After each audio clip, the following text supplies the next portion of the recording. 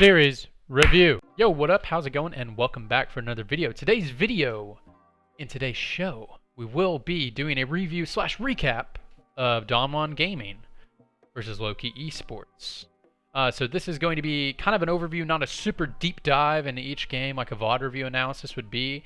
I'll be doing VOD reviews for some of the main stage games and especially the best of fives that come soon. So if you're into that type of content, you want that from me, I will be providing that, but just not for this type of show. This is going to be a review slash recap. You see the topics on the side, so let's just get right into it. All right, first, we're going to be doing a series overview. So just talking about it as a whole. I'll kind of briefly go over each game, but some of the topics dive a little bit deeper into some of the stuff, like I have the Renekton stuff, the exposed weaknesses proposed, right?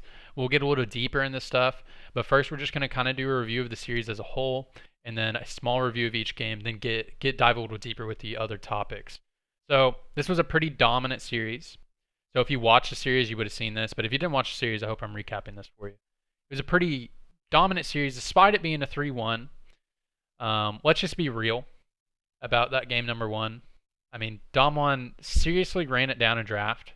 I'll talk about that, and then I'll show draft on screen.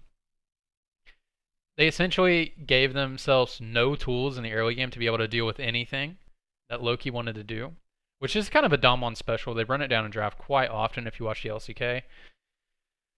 So they kind of gave themselves no tools in the early game, which everybody should know how valuable it is. Like, no ability to really make any plays anywhere on the map. It just felt like they just picked strong champions and just put them places. Kind of disrespectful a little bit. And then they picked the Garen Yumi, which is good, right? And then Lowkey pull out the lane swap in a perfect situation for a lane swap. In the most perfect situation for a lane swap. They had a Garen Yumi bottom lane that's not going to be able to punish the Ornn, right? The Ornn could just sit there and farm under tower, right? So not going to be able to punish the Ornn as much as, a Tristana Shin could punish a Vladimir top, right? And Nuguri goes for the super greedy build, which he always will go, and he will go that forever, and nobody will ever change him. That's interesting with Nuguri when he does interviews. He just says, every game I should play like I'm better than my opponent. Every single game he plays disrespectful, like he's better than his opponent, and it nets a lot of good results. He just has to have that mindset in order to actually succeed. So that's why he goes for those types of builds, by the way, is he goes full greed because he has, it's a mindset thing. He has to play like he's better than the other player. And most of the time he is, so it works out. Even when he's not, sometimes he gets punished for it, but that mindset will take you pretty far. But that game number one, man, they did the lane swap, and they had no ability to punish it with their comp, especially with Garen Yumi, which is good, but other than that, they didn't have any. They had the Kiana jungle, the Vlad, and Akali champions that can't really punish in the early game at all. I mean, Kiana can. She's a decent early game jungler, but she has to have gank setup, and she has no gank setup in any lane. So there is really nothing for Damwon to do in the early game. And, Lowkey just went around and took 15 turret plates, took a dragon. Damwon ended up getting 4 dragons in that game and actually almost got back into the game. So that's pretty telling for the differences of skill between Damwon and Lowkey's players, honestly. That Damwon was able to crawl back into the game. And if you are familiar with Damwon at all and you actually watch LCK and stuff like that, you should know that they run down a lot of drafts. And they rely heavily on Showmaker and Nuguri just to kind of 1v9 the game and kind of drag the rest of their team across the finish line is honestly what happens in a lot of their games. So, yeah, there it goes. So that game number one, it was really cool seeing the stuff from Lowkey pulling out that crazy stuff. Damwon kind of ran it down in draft, and we'll show the draft right here. There's a draft right here. So no tools to be able to do in the other game. Ended up coming back into the game with a gold weed, right? But the game was just a little bit out of control and the game ended. You get your Ornn items late game. You feel real nice. That Tristana was full build. At 30 minutes in the game was like full build. So it's pretty insane. So we can see that this happened. If anything got demonstrated in this game, it was like, wow, this is really cool and creative from Lowkey. But it also demonstrated how much better the Damwon players are than Lowkey. That's something that it really told me there. Alrighty, let's get to game two. We're gonna talk about game two. Get back over here. Let's talk about game two. And the Renekton was first picked in this game, and we'll talk more about that in a minute. Why Renekton is first pick, because it seems to be a really contentious thing in the community with some people that I follow and probably some people that you do as well. But we'll talk about this in just a minute. Okay, in game number 2, we had the super good setup for Damwon. I thought their draft was great in this game, and Lowkey was just kind of pulling out some crazy stuff again. So let's talk about the draft a little bit. So we had the Renekton, Talia, and Kiana. I'll pull up the draft screen actually. I'm not gonna like dive into like the draft strategy and it going in order and stuff like that. We're just gonna talk about wrong screen. We're just gonna talk about what the drafts can actually do. So I really like Damwon's draft in this game. Some people didn't really care for it, but let's look at it. Just isolate the top side of the map. We have Renekton, Talia, Kiana. That is an insane combo. So the biggest thing that helps Talia excel in the early game, because she's an early game jungler, is guaranteed CC. So guaranteed CC, so she can layer her CC under it, and the burst combo is actually insane. Look at Renekton, guaranteed CC. Kiana, guaranteed CC.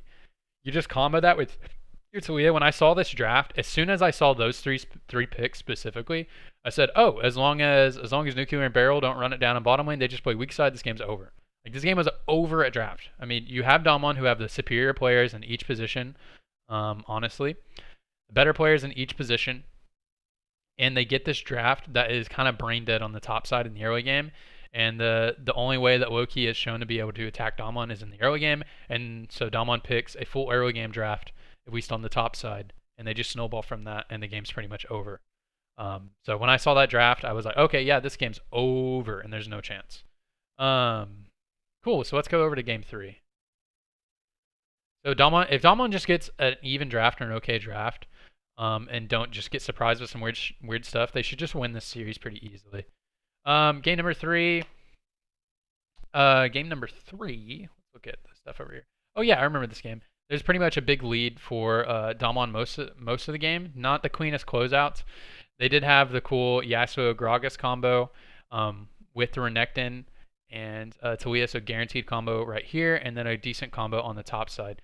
So this draft was really interesting because the Gnar was picked as a potential, as like a potential Jace or a potential Renekton counter. It's like a soft counter. It's not. It just survives the lane, okay, and you can poke him out a little bit. Renekton does decently into that matchup, and then Yasuo was picked, and Yasuo is a hard Gnar counter, by the way. So Yasuo could potentially just go top, and then the Jace and Talia were locked in late in the draft.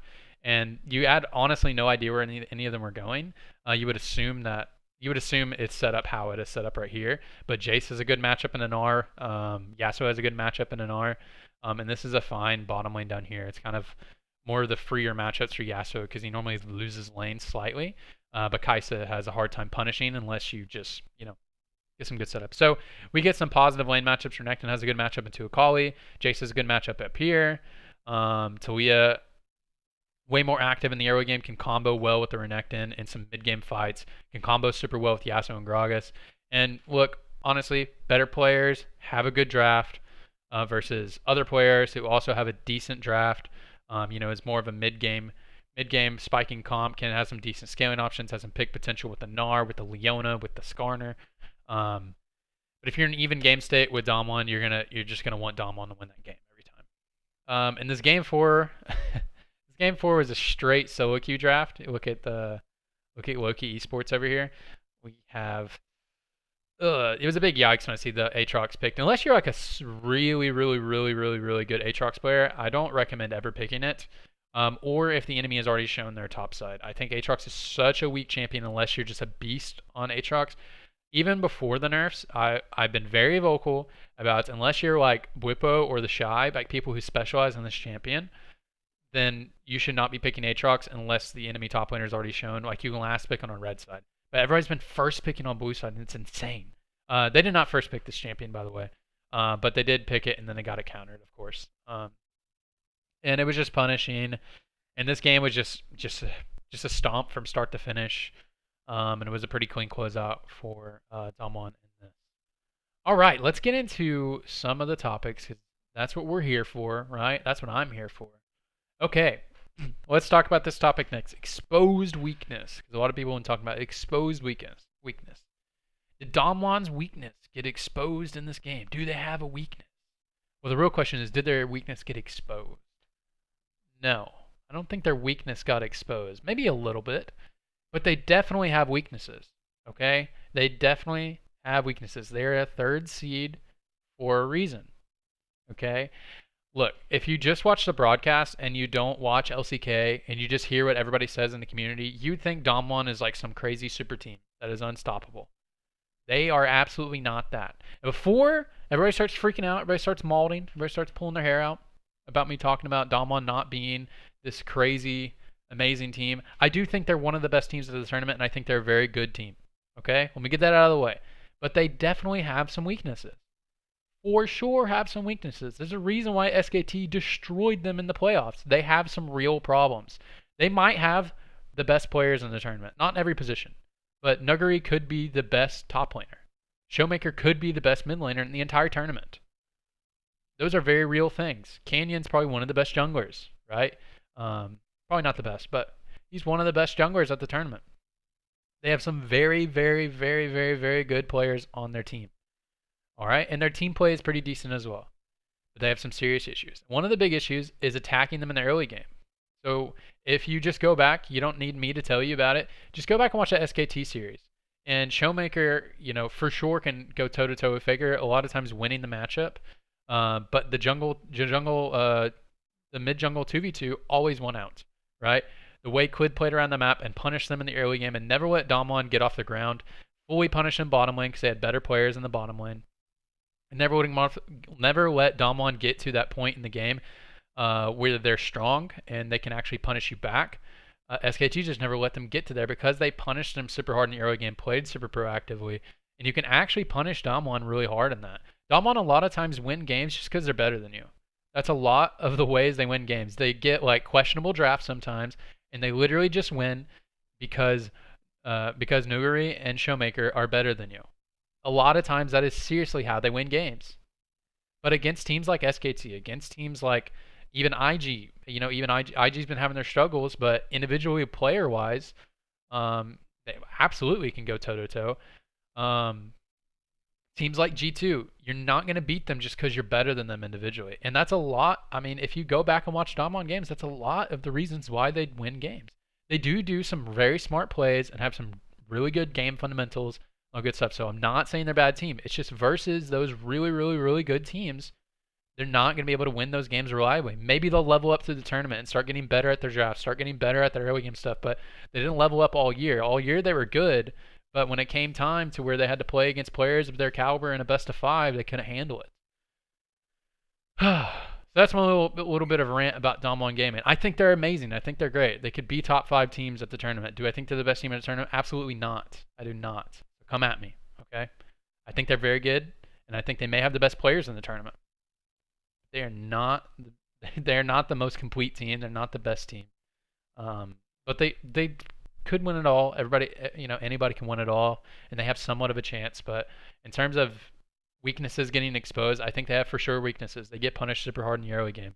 Their bottom lane is a huge weakness. You saw that in the SKT series. They're not a huge weaknesses versus teams like this, versus teams like Lowkey, versus teams like SKT, versus teams like RNG, versus teams like FBX.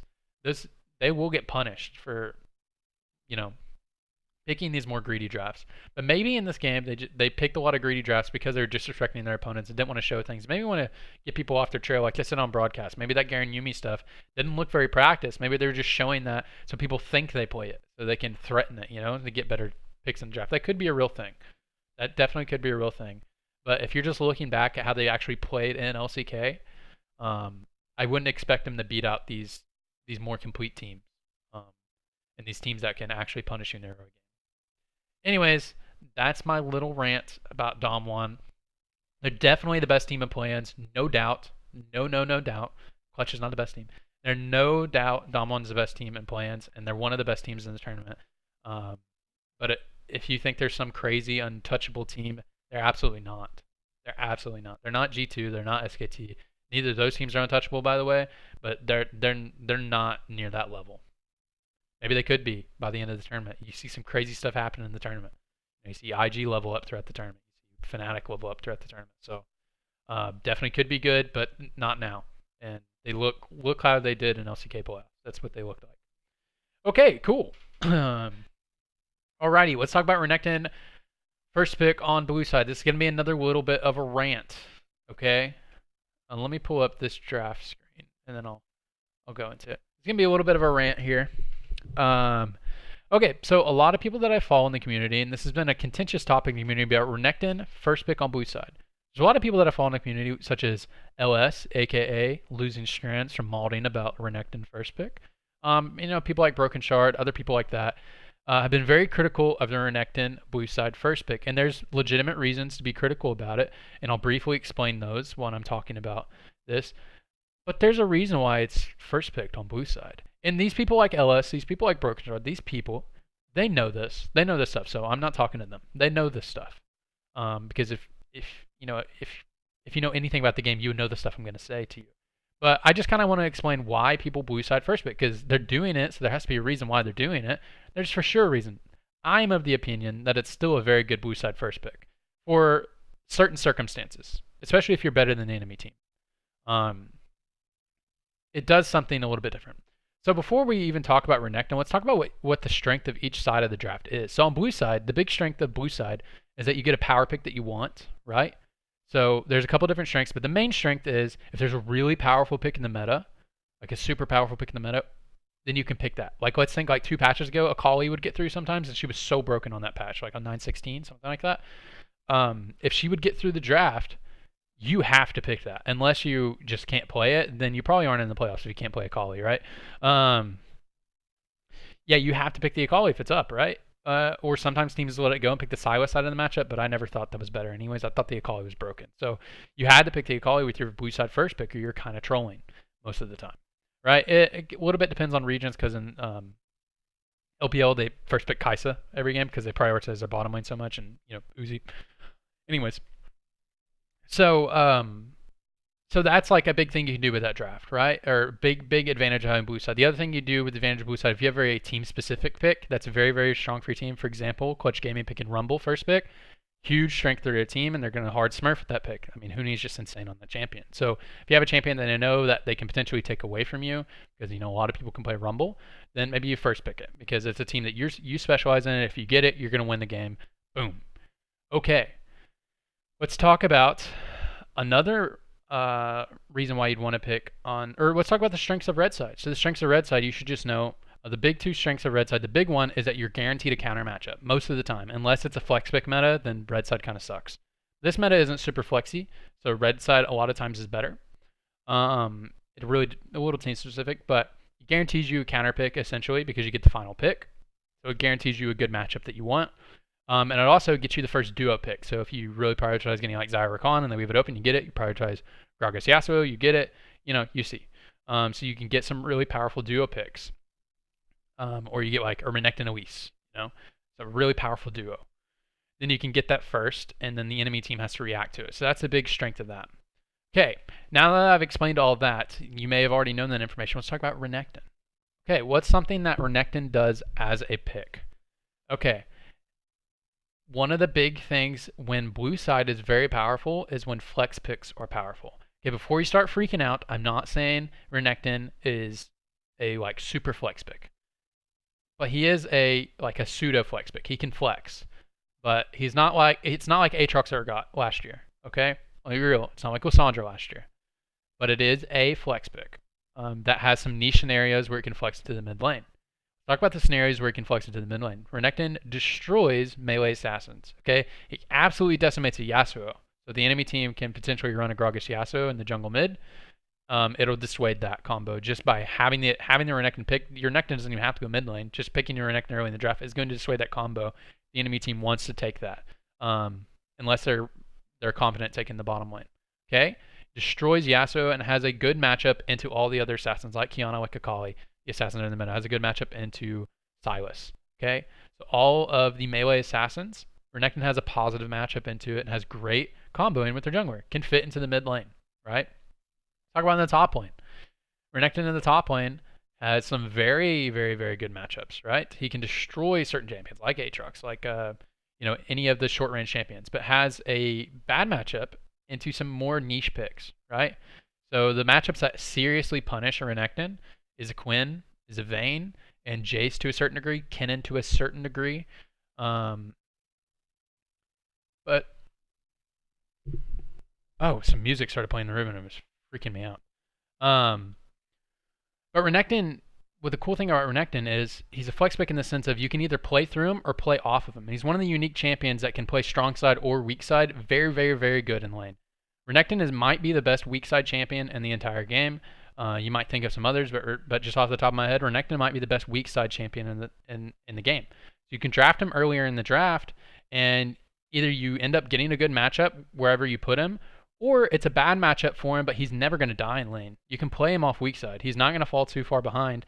And then he power spikes on one item. If you're a team that likes to fight off of one item, you can do that. You can fight with him even if he's a little bit behind. Or you get to your 2-item spike, you're very strong. With the Sojourn build, actually scales decently into the late game, and you're just a CC bot for your team. But the main thing is it just empowers your draft to where blue side you're supposed to get a bad matchup. But when you pick Renekton, you can oftentimes just get a very good matchup. It kind of makes the red side team have to think about their draft a little bit more, not think about, getting that good counter matchup. Because are you really going to counter Renekton? Unless you're like SKT and you actually will play the Quinn, then you're not going to be able to punish that Renekton with the first pick most of the time. He's just going to have to play weak side and not get fully punished, especially if you're a good Renekton player. Those are the big reasons why he's picked, but it's just a thought process different because the power of blue side is that you get the pick that you want, right? And the power of red side is that you get a counter matchup. You get really the matchup you want. So rather than thinking about first picking blue side and Renekton as like, we need this power pick, first pick on blue side because we need, you pick your first pick for OP picks. But if there's a lot of good picks in the meta and not too many OP picks, the OP picks you banned, right? Or like the OP picks you banned out, right? Or or there's a pick you're willing to give over, right? Because a Renekton maybe has a good matchup into it, or you just want to counter their. You have an answer to an OP pick, and you want a really good counter to that, right? Or especially in a meta where there's not just crazy OP picks like the Akali. Like Akali's very good in this meta currently still, but she's not crazy OP like she was 2 patches ago. So rather than thinking about I got to get this OP pick on blue side, on first pick, you instead pick a Renekton to mitigate the risk of the advantage of the red side. So you mitigate the advantage that the red side team has. So now the red side team has to think about their draft a little bit more, and it's unlikely they're going to get a good matchup in the top lane or in the mid lane because you're going to try to flex it, or you're just willing to play weak side Renekton and get a good match mid lane. If they want to like save their last pick for a counter pick and for top lane, then you already have the Renekton, you're willing to play him weak side. Or they save their last pick for mid and you pick your mid. It just makes the draft weird, right? It just kind of warps the draft for the enemy team. They have to think a lot more. They can't pick Kiana. They can't pick those types of champions. They can, but it's going to be very difficult. And they have to really think about, do I pick a strong side, top side into a Renekton? Or do I pick a weak side champion? And then the blue side team picks a champion that combos really well with Renekton. Like, oh man, I don't know if we can play strong side, top side now because they have Renekton Talia. How are we going to play strong side with that? They win the 2v2. Renekton wins most 2v2s with a powerful jungler. And then, so you think, I can't even play strong side. Even if I pick a counter pick, I'm just going to get destroyed by this. Every time Renekton has flash, I'm going to get killed by Renekton and Talia, right? So you end up just playing weak side on top side anyways, and it kind of makes the advantage of having red side kind of null. Anyways, there's legitimate reasons why you want to pick Renekton first pick, and I just explained them. If there's a pick that you really want, and if there's a pick that you really want, or there's an OP pick that is good for your team, or an OP pick in the meta, then of course you don't first pick Renekton unless you're just really worried about getting counterpicked, and you just want a stable top side or a stable mid. Then you can pick Renekton, right? But there's legitimate reasons why you wouldn't. But it's not like mind-blowing that teams are first picking him, okay? There's fucking reasons why he's getting first picked. And those are the reasons why. It's fair to criticize it, okay? But it's also fair for me to say there's a really legitimate reason why you pick Renekton first pick. Okay. There we go. All right, come at me, okay? I'm not shitting on LS or anything like that because I usually really like everything. Like LS, a lot of times will have some really cool draft ideas and stuff like that, and I really, really like what he puts out, and I respect him a lot. And I respect him not thinking Renekton first pick is just trash, but I don't think that it is. And there's a lot of people that don't, obviously, because it's being picked first pick. Okay. Wow, I just went on a really long rant. That was fun. Let's talk about main stage. All right, so I have pulled up the main stage. Let me make it dark mode. Oh, hell. I was going to pull up some drafts and look at them, but I don't want this video to go on too long. Okay, cool. Let's look at this little page right here. So the possible groups that Damwon Gaming could go into is Group B or Group D. So Group B or Group D. Okay, Group D would obviously be the most exciting one in terms of, you know, being the most competitive with teams that are similar skill levels, right? You would have Damwon, Team Liquid, and IG and HQ. That would be a really fun and exciting group. The only, you know, the only drawback to it is that a good team's going to get eliminated. So either Team Liquid, IG, or Damwon are going to get eliminated, and that kind of is sad for the rest of the tournament because you'd want to see those teams play a little bit more. I don't think AHQ is taking the group. AHQ could take some games off some people, but and if you're in there and you're just saying like, lol, Team Liquid a good team, then you're a fucking joke. So sit down, because you know they are a good team. They're legitimately a good team, and I have no problem saying that. I don't even watch NA mostly. I mostly watch LCK, so keep that in mind. There are a bunch of good teams in this tournament. The actual legitimate good teams in this tournament, to varying degrees, right? There's G2, Griffin, SKT, Fnatic, RNG, FPX, Team Liquid, IG, Damwon are the legitimate very good teams, right? And then Cloud9, for whatever reason, they always level up at Worlds, so they could be a good team as well. You know, there's a big narrative around that. Cloud9 have a very big strength to the team. This isn't what this video, but the mid jungle thing is like 100% what they play through. They play weak side, bottom side.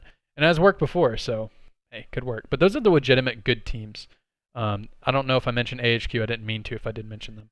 They're more of like below Cloud9 tier. They're not equal. They're not equal for sure. For sure. Did I say Griffin as well? Griffin's a good team. G2 and SKT are on their own level. And then there's like a Fnatic. There's like Fnatic, RNG, FPX tier. And then there's like Griffin, TL, IG tier, at least what they've been showing. And then there's Cloud9. I mean, Team Liquid, IG, Griffin, Damwon tier, and then Cloud9, and then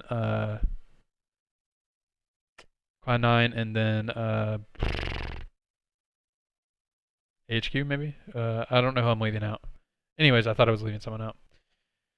But anyways, yeah, so that would be the more exciting group in terms of like all the games would be, you know, you would think would be super competitive. But I think Group B is, you know, maybe better because then that ensures a good team doesn't get eliminated because most likely coming out of the group could be FPX, and Damwon.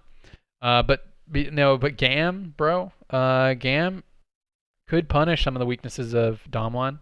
You know, their willingness to be greedy in the draft, Damwon's willingness to be greedy in the draft, could get punished by some, you know, creative stuff by Gam. If Gam's anything like they used to be, and they have Levi on the team, so they should be like they used to be, right? Then there could be some punishing things to do with that. But I would imagine Damwon's the better team still. Anyways, that was pretty long-winded. I talked for a long time. So we're going to end this video. I'm going to come back to this screen right here. Hey, thank you so much for watching. I said maybe some controversial things. So controversial yet so brave. I don't think I did. But if you thought so, okay, whatever. I don't care. Everything I said has legitimate reasons behind it. And by the way, the criticisms of my thought process behind like the Renekton pick and some of the weaknesses of Damwon, there's legitimate reasons to object to that. So I don't have to be right. But I'm not trolling over here, okay? Hey, thanks so much for watching. Thanks for taking the time if you made it all the way here. There's probably not a single person who made it this far in the video, but if you did, leave a heart in the chat, okay? Leave a heart right there. Looks a weird heart. Leave a heart down there. Oh, this video is about to crest 30 minutes. I need to turn it off. Thank you so much. I'll see you on the next video. We're going to be doing Clutch Gaming versus Royal Youth. Anyways, thanks so much, and I'll see you on the next video. Bye-bye.